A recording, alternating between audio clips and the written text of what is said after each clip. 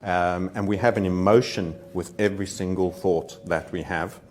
And there is actual biology that can sometimes dictate the emotion and can thereby manipulate the mindset. So just to give you a kind of example of what's really fascinating about that, if you are toxic, you were having a night out last night, maybe you consumed things on a scale you shouldn't have, you've had a limited amount of sleep, you got home and had a row with your spouse, and now you're hitting the trading screens later than usual and you're feeling flummoxed, rushed and late. Your mind will not be at its peak, and it will not necessarily be the thing that determines the decisions you make. So you'll feel lazier, your quality of thought, and this is being dictated actually by biology, a physical element. So understanding your state of physicality and mentality, and that will also dictate an emotion. You'll be more irritated, the phone rings, normally you're glad to speak to someone, you'll be a bit, you just want to keep to yourself, these kind of things. This is emotionality and all of these elements playing a role in it. The mindset is actually the biggest part of it. If you say summarize, the biggest part of understanding this is developing a higher level of mindfulness of self. So it's a massive self-awareness journey.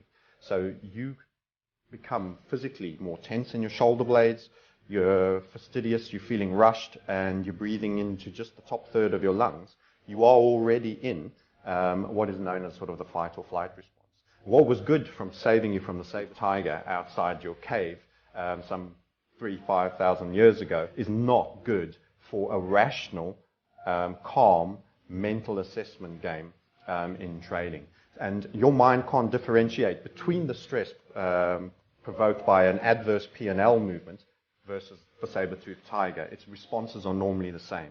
So that is why often post-event you think, what was I thinking? Why did I do that trade? Why did I panic sell? And almost karmically come out of your head and look down on yourself and say, hang on a minute, the shoulder blades are pinched, I'm hunching up, breathe deep.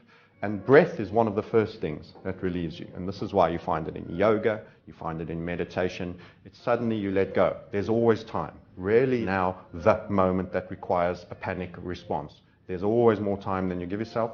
Calm yourself, right? Bring yourself right back down. Rationalize. Go through your normal process and drills. Make your assessment. And then from a higher point in your brain, because we have this amygdala where we have this initial response which moves very quickly, which is to save you, and it's instinctive. So this is once again the saboteur. If you've got to get in ahead of that message, stop it and take it into the higher part of the brain and use the rational center. And that's where the quality of the decision making becomes better.